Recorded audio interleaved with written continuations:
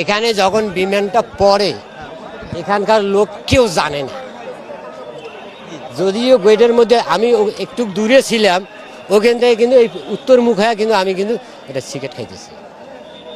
খাইতে এটা কিন্তু ঘটনা কিন্তু 1:15 যেই বলুন না কেন, আমি 1:14 আমি কিন্তু একটা জিনিস আর কি ব্যবহার করতেছি।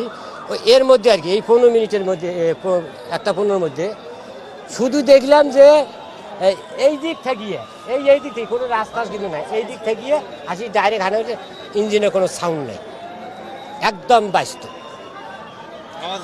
কোনো আওয়াজ নেই, খালি স্যাঁতস্যাঁতি একটা আওয়াজ ছিল, শুধু স্যাঁতস্যাঁতি পাখার একটা আওয়াজ থাকে না, বাতাসের একটা ধাক্কা দেওয়া, এই আওয়াজটা ছিল, কিন্তু ইঞ্জিনের কোনো আওয়াজ নাই।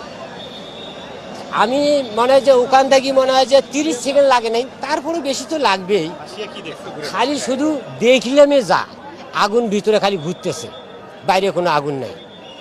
বিমানটা মনে হয় যে তলদি কাই একজোট করিয়ে গোট করি থুয়ে দিচ্ছে, এইভাবে বিমানটা যায় ভিতরে। বিমান তো না, ফাইটার, হ্যাঁ, প্রশিক্ষণটা এইটাকে গোছ করে থুয়ে দিচ্ছে। আর এই দক্ষিণ পাশে 2টা মহিলা মেয়ে, আর ওই সামনে মনে করেন যে একটা ছেলে আর একটা ছোট বাচ্চা পড়ে গেছে। এই সাইডটাকে আমি খালি উদ্ধার করছি, এই উদ্ধার করে টানিয়ে এইদিকে আনি থুয়ে অটো গাড়ি খুব হেল্প করছি। না, বিমান কারো উপরে পড়ে নাই, ওই জায়গাটা কিন্তু একটা ফাঁকা জায়গা কিন্তু, আর ওই জায়গাটা একটু রাস্তার ধারে একটু গর্ত, ঠিক 1 ফিটের মতন গর্ত। বিল্ডিং এ আগুন লাগানি, কিন্তু বিল্ডিং এর ভিতরে বিমানের যে তেল যে আছে ওই আগুনটাই ওখানেই ঘুরছে, যা বাইরে কোনো বাইরে হয়নি।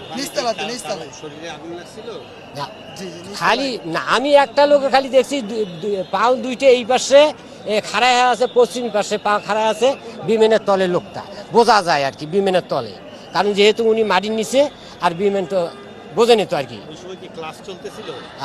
ওটা তো বলতে পারবো না, আমি তো এখান থেকে দৌড়ি পথ, আর আমি তো আর ক্লাসে না, তেমন একটা কিন্তু লোক কিন্তু পোলাপান কিন্তু বাইরে হয়নি, তেমন একটা পোলাপান।